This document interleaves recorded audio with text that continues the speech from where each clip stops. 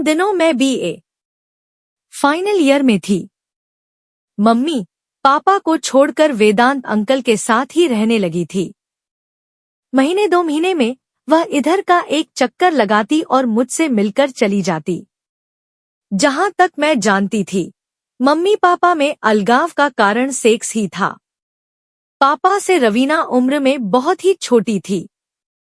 वह शादी कर किसी दूसरे शहर में चली गई थी। पापा को इस मामले में करारी मात मिली थी। इस दौरान मुझे जो भी युवक अच्छा लगा था, मैंने उसे छोड़ा नहीं था। अब तक मैं सैकड़ों पुरुषों से यौन संबंध बना चुकी थी, लेकिन उस युवक और देवगन को मैं आज तक भुला नहीं पाई थी। मेरे मन मंदिर में आज भी उनकी धुंधली तस्वीरें थी, लेकिन मैं अतीत को लेकर जीने वालों में से नहीं थी। मुझे तो हर शाम एक नया स्वाद चाहिए था। इस नए स्वाद का चस्का ही शायद मुझे पुरुष दर पुरुष भटकाता रहा। न मालूम मुझ में ऐसी क्या खूबी थी कि जिस भी पुरुष पर वह नजरें टिका देती, वह मुझे पाने के लिए मचल उठता था। यौन क्रीड़ा से भी अधिक आनंद छूने छाने या सहलाने से मुझे मिलता। इसकी वजह मेरे पूर्व आशिकों का इस कला में निपुण होना ही था। स्पर्श, फिर चुंबन, इसके बाद यौनानंद मेरे जीवन का एकमात्र ध्येय बन गया था। अब तक मेरे जीवन में कुछ ऐसे पुरुष भी आ चुके थे जो बड़े उद्योगपति या देश के शीर्षस्थ नेता थे, लेकिन मैंने उनके नाम को भुनाया नहीं था, क्योंकि मैंने कभी इस दृष्टि से किसी पुरुष से संबंध बनाए ही नहीं थे। इसे कोई मेरी जिंदगी की भूल समझे या उसल। मेरी उम्र भी तो पैसे को महत्व देने वाली नहीं थी। खाने पीने या घूमने फिरने में जो पुरुष मेरे साथ होता, वह खर्च करता ही था। मैं उसको निचोड़ना अच्छी बात नहीं समझती थी। समय यूं ही धीरे धीरे बीतता रहा। मैं उन दिनों एमए फाइनल ईयर में थी। माँ ने मुझसे मिलना अब बंद कर दिया था। बस पापा ही सहारा थे। यह सहारा भी एक दिन मेरे सिर से उठ गया। कोई हफ्ते भर बाद पापा घर आए तो उनके साथ एक 26 वर्षीय स्त्री थी। वह स्वभाव से बहुत ही चंचल और तेज तर्रार थी। पापा पर उसने न जाने कौन सा जादू कर दिया था कि वह मुझसे बार बार कह रहे थे कि काजोल, तुम मम्मी के पास लौट जाओ या कोई नौकरी कर लो और कहीं कमरा किराए पर लेकर रहो। मैं कोई नासमझ बच्ची तो थी नहीं, यह अच्छी तरह से समझ सकती थी कि वह मुझे स्वयं से अलग क्यों रहने की सलाह दे रहे हैं। मैंने पापा से कहा, पापा, आप मुझे पढ़ाई का खर्च तो दे सकते हैं न? अरे वाह, तुम अपनी माँ की भी तो बेटी हो। जाकर उससे ही पढ़ाई का खर्च मांगो। मैं तुम्हें अब फूटी कौड़ी भी नहीं देने वाला। पापा के यह कहते ही मैं एकदम लाचार और बेबस हो गई। ब्रीफकेस में अपना सारा सामान भरकर मम्मी से आकर मिली। वह पापा से भी कहीं अधिक निष्ठुर और निर्मम निकली। उसने कहा, तुम इतनी बड़ी हो गई हो, अपनी व्यवस्था भी नहीं कर सकती? तुम खूबसूरत हो, जवान हो और पढ़ी लिखी हो, क्या तुम्हें पुरुषों से पैसा ऐंठना नहीं आता? मैं तुम्हारी कोई मदद नहीं कर सकती। यह सुनकर मुझे गहरा धक्का लगा। अब मैं क्या करूं? कुछ समझ में नहीं आ रहा था। कुछ सोचकर मैं देवगन से मिलने के लिए उसके घर आई तो पता चला वह और माधुरी दोनों ही जबलपुर में रहकर आगे की पढ़ाई कर रहे हैं। यहाँ छुट्टियों में ही आते हैं। मैं माधुरी के घर से वापस आई तो मम्मी पापा पर बहुत गुस्सा आया। वे दोनों अपने तरीके से जी रहे हैं तो जिए, लेकिन उन्हें मेरे साथ भी तो न्याय करना चाहिए था। क्या उन्हें यह पता नहीं है कि एक लड़की के लिए अकेले जीना कितना मुश्किल होता है? मैं वहां से सीधे कॉलेज आई। अब पढ़ने का तो कोई सवाल ही नहीं था। मैं प्रोफेसर मनोहर से मिलना चाहती थी। वह मुझ पर दिलोजान से फिदा थे और काफी अमीर भी थे, लेकिन आज वह कॉलेज नहीं आए। उस समय शाम के 6 बज रहे थे। दरवाजा खुला ही था। मैं अंदर आई तो वह सोफे पर बैठे सिगरेट पी रहे थे। उनकी उम्र यही कोई 35-40 की थी और पत्नी से उनका तलाक हो गया था। बच्चे उनकी पत्नी के साथ ही रह रहे थे। मुझे अपने यहाँ अचानक ही देखकर उनका चेहरा खिल उठा। वह सोफे से खड़े होकर मेरे पास आए और मेरा हाथ पकड़ते हुए चहक पड़े। पत्नी न हो तब भी मुश्किल और हो तब भी मुश्किल। मेरे ख्याल से रखेल ही रखना सही है। मैंने पहली बार उनका यह रूप देखा था। मुझे बड़ा ही आश्चर्य हुआ। लोग दोहरी जिंदगी क्यों जीते हैं? तभी उन्होंने अलमारी से एक महंगी शराब की बोतल निकाली और मेरी ओर मुस्कुराकर देखने लगे। मैंने भी मुस्कान का जवाब मुस्कान से दिया। मुझे प्रोफेसर मनोहर के इरादे से कोई एतराज नहीं था। इसी बीच वह शराब से भरा गिलास मेरी ओर बढ़ाते हुए बोले, शराब तो तुम पीती होगी? शराब तो मैंने तभी पीना शुरू कर दिया था जब कॉलेज में दाखिला लिया था। पुरुष और शराब ये दोनों ही चीजें मेरे जीवन से जुड़ गई थी। मैंने आंख बंद कर गिलास खाली कर दिया। प्रोफेसर मनोहर बेहद ही खुश है। ऐसी शराब मैंने पहली बार ही पी थी। पूरे शरीर में नशा फैल गया। मेरी आंखों के सामने धुंधलापन छा गया और देखते ही देखते पलकों ने आंखों को ढांप लिया।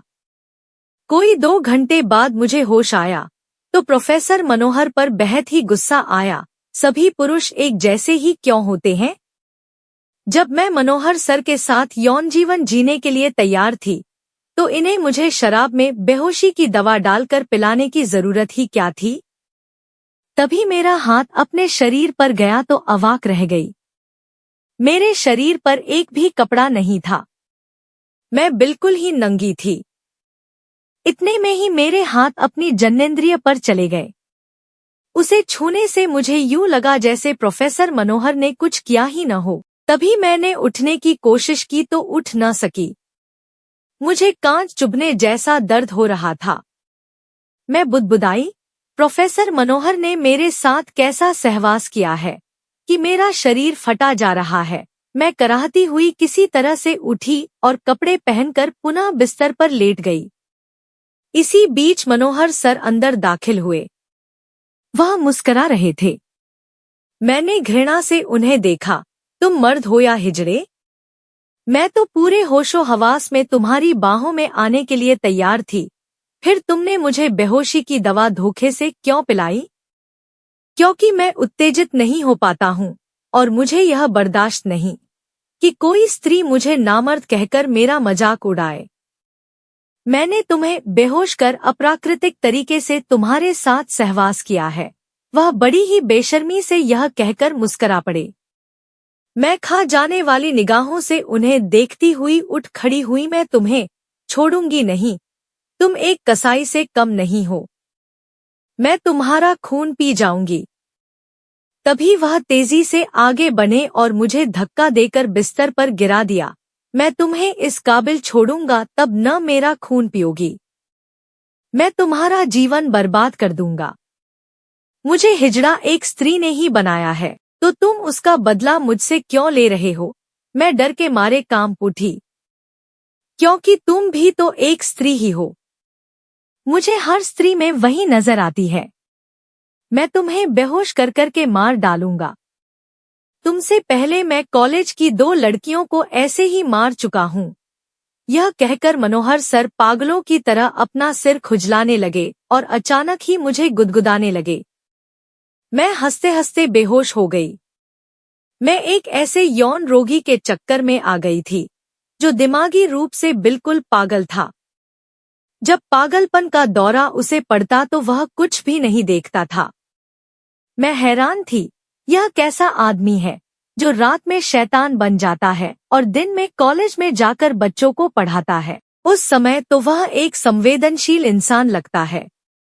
इस तरह 2 हफ्ते बीत गए। मैं उसके पागलपन से काफी परेशान रहने लगी थी। उस हैवान ने मेरे यौनांगों को दांत से काट काट कर घायल कर दिया था। मेरे होंठों से तो हमेशा ही खून रिसता रहता था। उसकी हरकतें किसी जानवर से भी बदतर थी। एक रात प्रोफेसर मनोहर देर से घर वापस आए तो मैं झट से बिस्तर से उठ बैठी। वह मुझे कमरे में बंद करके कॉलेज जाते थे। कुंडी खोलने की आवाज जैसे ही मुझे सुनाई दी, मैं बाथरूम में चली आई और कुंडी खोलकर चुपचाप बैठ गई। अंदर घुसते ही वह सबसे पहले मेरे बिस्तर के पास आए। जब मैं वहां नजर न आई तो वह पलंग के नीचे झुककर देखने लगे। मैं बाथरूम के रोशनदान से उचककर सब देख रही थी। फिर वह गुस्से से गुर्राए, कहाँ चली गई? मेरे सामने आ जाओ, वरना बिस्तर को आग लगा दूंगा। यह कहकर वह दूसरे, तीसरे, चौथे फिर पांचवें कमरे में एक एक कर गए। जब मैं कहीं नजर न आई तो वह थकहार कर शराब पीने लगे। तभी उनके दिमाग में जाने क्या सूझा। वह बड़बड़ाए, लगता है बेवकूफ बाथरूम में छुपी है। यह कहते कहते बाथरूम के दरवाजे को आकर पीटने लगे, बाहर निकल आओ, नहीं तो दरवाजा तोड़ दूंगा। बाथरूम का दरवाजा काफी मजबूत था। मुझे पता था जल्दी टेगा नहीं। मैं चुपचाप बैठी रही। अब उन्होंने पैर से धक्का मारना शुरू कर दिया, लेकिन दरवाजा हिला तक नहीं। वह अब काफी बौखला गए थे। मैंने सोचा अगर आज उनके हाथ आ गई तो वह मुझे जिंदा ही चबा जाएंगे। फिर वह सोफे पर आकर बैठ गए और शराब पीने लगे। मैंने बाथरूम में नजर दौड़ाई तो मुझे एक कपड़ा साफ करने वाला लकड़ी का चौड़ा डंडा दिखाई दिया। मैंने उसे हाथ में ले लिया। वह अब काफी नशे में थे। मैंने धीरे से दरवाजा खोला और दबे पांव उनकी पीठ की ओर बढ़ गई। वह मुझे देख नहीं रहे थे। मेरी जान पर बन आई थी। मैं कुछ भी करने के लिए तैयार थी। उनके नजदीक पहुंचते ही मैंने एक जोरदार वार उनकी पीठ पर कर दिया। तभी दर्द के मारे चीख पड़े और पीछे मुड़कर भेड़िए की तरह मेरी तरफ लपके। लेकिन मैं हाथ नहीं आई और तेज कदमों से दरवाजे की ओर भागती चली गई। वह नशे में भी थे और घायल भी हो चुके थे। दौड़ने में मेरा मुकाबला नहीं कर सके। मैंने दरवाजे के बाहर आते ही बड़ी तेजी से फाटक बंद किए और कुंडी लगा दी। वह दरवाजा पीटते और चीखते रहे, लेकिन मैंने पीछे मुड़कर नहीं देखा। जान बची लाखों पाए। उस समय यही कोई रात के 3 बज रहे थे। सुबह जल्दी काम पर जाने वाले बिस्तर से उठ गए थे। पास के मकानों से बोलने की आवाजें सुनाई दे रही थी। मैं तेज तेज कदमों से चलकर सड़क पर आ गई। मेरी मनस्थिति बहुत ही खराब थी। मेरी सोचने की शक्ति भी अब क्षीण हो गई थी। मैं पहले वाली काजोल थी ही नहीं। इन कुछ हफ्तों में ही मेरा पूरा जिस्म ही बदल गया था। मैं दुविधापूर्ण स्थिति में जाने कब तक खड़ी रही। फिर कुछ सोचते हुए आगे बढ़ गई।